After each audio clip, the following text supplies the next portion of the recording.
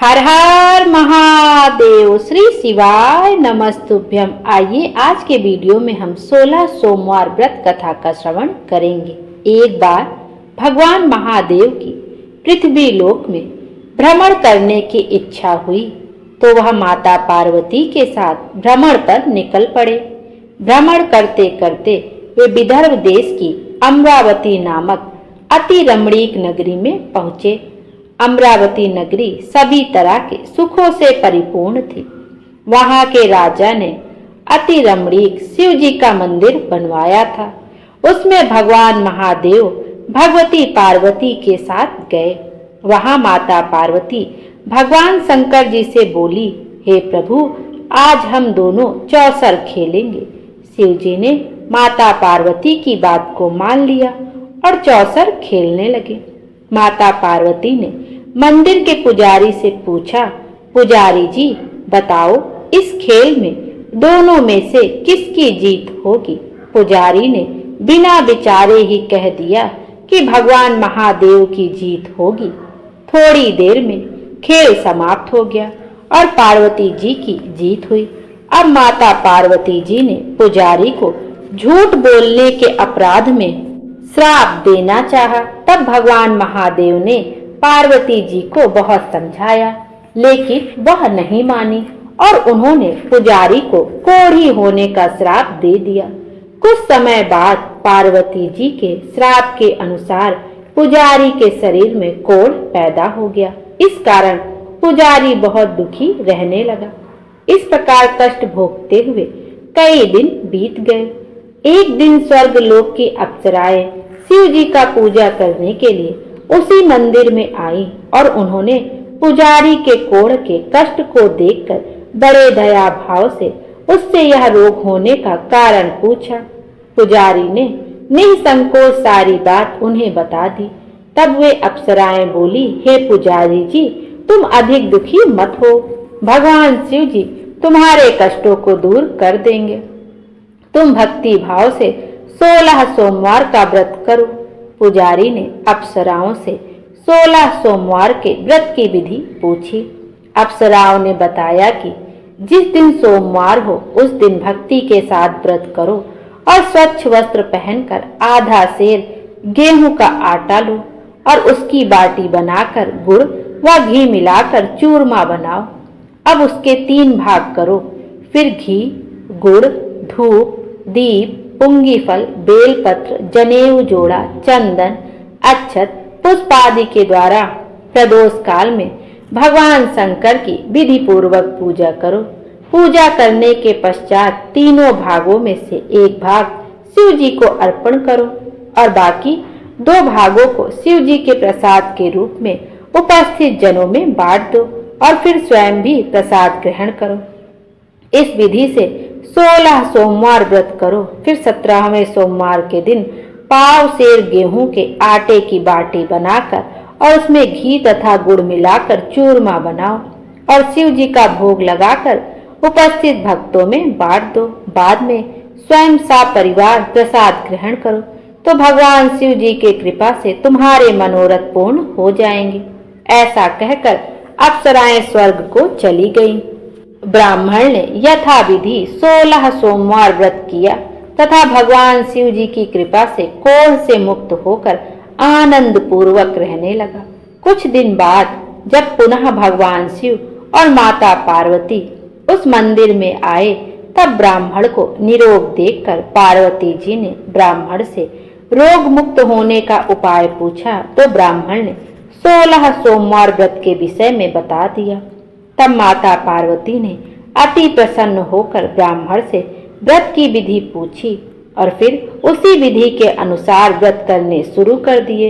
उन्होंने व्रत करते हुए कामना की कि उनका पुत्र उनके पास वापस लौट आए।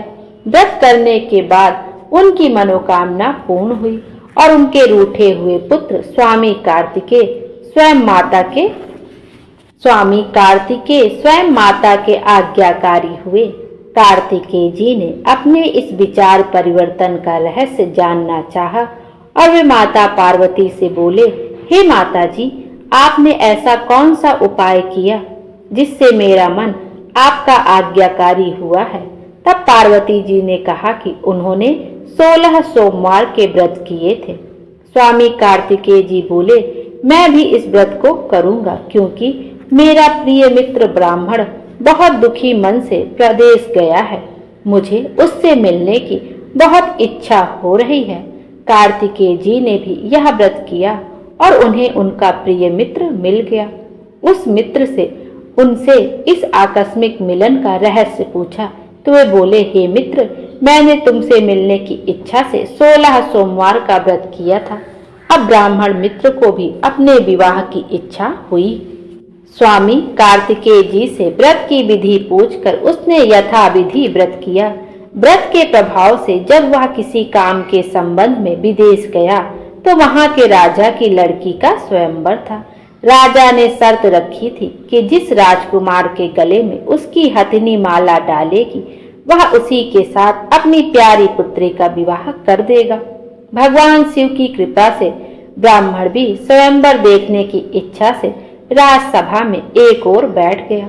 नियत समय पर पूरी तरह सजी हुई हथिनी आई और उसने उस ब्राह्मण के गले में माला डाल दी।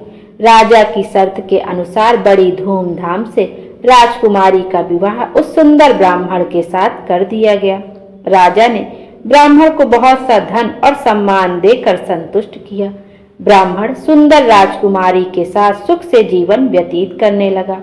एक दिन राजकुमारी ने अपने पति से पूछा, हे प्राणनाथ, आपने ऐसा कौन सा पुण्य किया था जिसके प्रभाव से उस हथिनी ने सारे राजकुमारों को छोड़कर आपके गले में माला डाली थी? ब्राह्मण ने कहा, हे प्रिय, मैंने अपने मित्र कार्तिकेय जी के कथानुसार 16 सोमवार का व्रत किया था, जिसके प्रभाव से मुझे तुम जैसी रूपवती पत्नी मिली है। व्रत की महिमा को सुनकर राजकुमारी ने भी पुत्र की कामना से व्रत किया।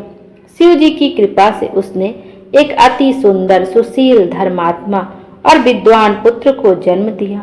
माता पिता दोनों उस देव पुत्र को पाकर अति प्रसन्न हुए और उसका लालन पालन करने लगे। जब पुत्र 16 वर्ष का हुआ तो एक दिन उसने अपनी माता से पूछा, हे माँ, तुमने ऐसा कौन सा व्रत एवं तप किया जो मेरे जैसे पुत्र को जन्म दिया? तब माता ने पुत्र को अपने किए हुए 16 सोमवार की व्रत की विधि सहित बताया। पुत्र ने ऐसे सरल और सब तरह की मनोकामना पूरी करने वाले व्रत को सुना तो वह भी राज्य अधिकार पाने की इच्छा से हर सोमवार को यथाविधि व्रत करने लगा। उसी समय एक देश के वृद्ध राजा के सैनिकों ने आकर उसको राजकुमारी के लिए वरण कर लिया। वह वृद्ध राजा अपनी पुत्री का विवाह ऐसे सर्वगुण संपन्न ब्राह्मण युवक के साथ कर बड़ा सुखी हुआ। वृद्ध राजा का स्वर्गवास हो जाने पर इसी ब्राह्मण बालक को गद्दी पर बिठाया गया। राजा बनने के बाद भी वह ब्राह्मण पुत्र 16 सोमवार के व्रत विधि पूर्वक करता रहा। जब 17वां सोमवार आया तो ब्राह्मण पुत्र ने अपनी पत्नी से सारी पूजन सामग्री लेकर शिव जी की पूजा के लिए शिवालय में चलने को कहा, परंतु उसकी पत्नी ने उसकी आज्ञा की परवाह नहीं की। उसने सारी पूजन सामग्री दास दासियों द्वारा शिवालय भिजवा दी और स्वयं मंदिर नहीं गई। जब राजा ने भगवान शिव का पूजन समाप्त किया तब एक आकाशवाणी हुई, हे राजा, तुम अपनी रानी को राजमहल से निकाल दो, नहीं तो तुम्हारा सर्वनाश हो जाएगा। आकाशवाणी को सुनकर राजा भयभीत हो गया और तत्काल ही मंत्रणा गृह में आकर उसने अपने सभासदों से मंत्रणा की। फिर राजा ने रानी को अपने यहाँ से निकाल दिया। रानी दुखी हृदय से भाग्य को कोसती हुई नगर के बाहर चली गई। रास्ते में एक बुढ़िया सूत काट कर बेचने ले जा रही थी। सूत का गट्ठर भारी होने की वजह से बुढ़िया उसे उठा नहीं पा रही थी। बुढ़िया ने रानी से वह गट्ठर उठाकर चलने को कहा। रानी ने बुढ़िया के सिर से सूत की गठरी उतारकर अपने सिर पर रख ली। थोड़ी ही देर बाद बहुत तेज आंधी आई और बुढ़िया का सूत पोटली सहित उड़ गया। बेचारी बुढ़िया पछताती रह गई और उस रानी को कोसती हुई अपने घर वापस लौट गई। अब चलते चलते रानी एक तेली के यहाँ पहुंची तो तेली के सारे मटके शिव जी के प्रकोप से उसी समय चटक गए। ऐसी दशा देखकर तेली ने रानी को वहां से भगा दिया।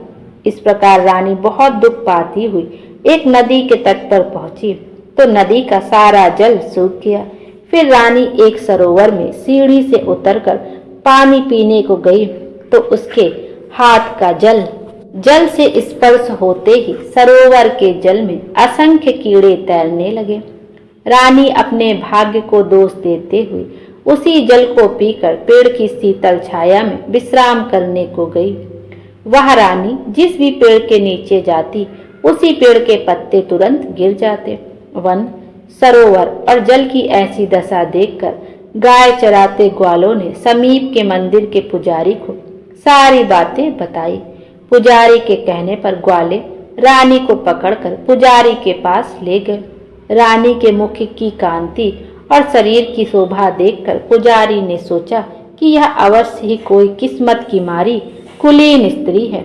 ऐसा सोचकर पुजारी ने रानी से कहा, हे पुत्री, मैं तुमको अपनी पुत्री के समान रखूंगा। तुम मेरे आश्रम में ही रहो, मैं तुमको किसी प्रकार का कष्ट नहीं दूंगा। पुजारी के ऐसे वचन सुनकर रानी को धीरज मिला और वह आश्रम में रहने लगी। परंतु आश्रम में रानी जो भोजन बनाती वह सड़ जाता, जल भर के लाती तो उसमें कीड़े पड़ जाते। अब तो पुजारी जी भी दुखी हुए और उन्होंने रानी से पूछा, हे बेटी, तुम्हारे ऊपर कौन से देवता का कोप है जिससे तुम्हारी ऐसी दशा हुई है? पुजारी की बात सुनकर रानी ने भगवान शिव के पूजन का बहिष्कार करने की सारी कथा सुनाई तो पुजारी ने रानी से कहा, हे देवी, तुम सारे मनोरथों को पूर्ण करने वाले 16 सोमवार व्रत को करो, उसके प्रभाव से तुम अपने कष्ट से मुक्ति पा सकोगी।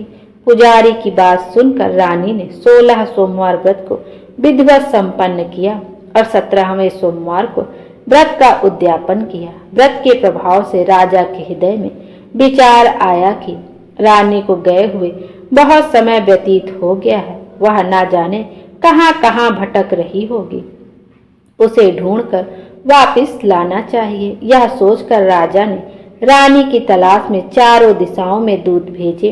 वे दूत रानी को ढूंढते हुए पुजारी के आश्रम में पहुंचे। वहां रानी को पाकर उन्होंने पुजारी से रानी को भेजने को कहा, परंतु पुजारी ने उनसे मना कर दिया। तब दूत चुपचाप लौट गए और आकर महाराज के सम्मुख रानी का पता बतलाया। रानी का पता पाकर राजा स्वयं पुजारी के आश्रम में गए और पुजारी से आदर पूर्वक बोले, महाराज, जो देवी आपके आश्रम में रहती हैं वह मेरी पत्नी है। शिव जी के कोप के कारण मैंने इन्हें त्याग दिया था। अब इस पर से शिव जी का प्रकोप शांत हो गया है, इसलिए मैं इन्हें लेने आया हूँ। आप इनको मेरे साथ जाने की आज्ञा दीजिए। पुजारी ने राजा के वचन को सत्य जानकर रानी को राजा के साथ विदा किया। रानी खुशी खुशी राजा के साथ महल में आई। नगर में अनेक प्रकार के बाजे बजने लगे। नगरवासियों ने पूरे नगर को तोरण बंदरवारों से नाना प्रकार से सजाया। घर घर में मंगल गान होने लगे। राजा ने अनेक तरह से ब्राह्मणों को धन आदि देकर संतुष्ट किया।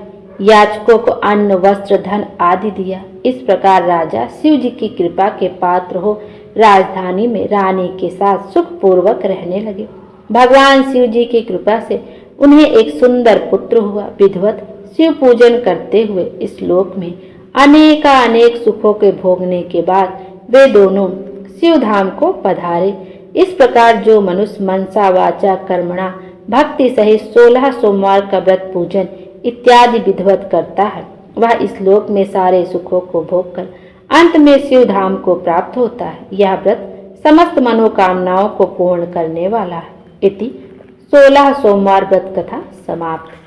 बोलो शंकर भगवान की जय। शंकर भगवान हम सब की मनोकामना पूर्ण करें और हमारे जीवन को खुशियों से भर दें। Thank you.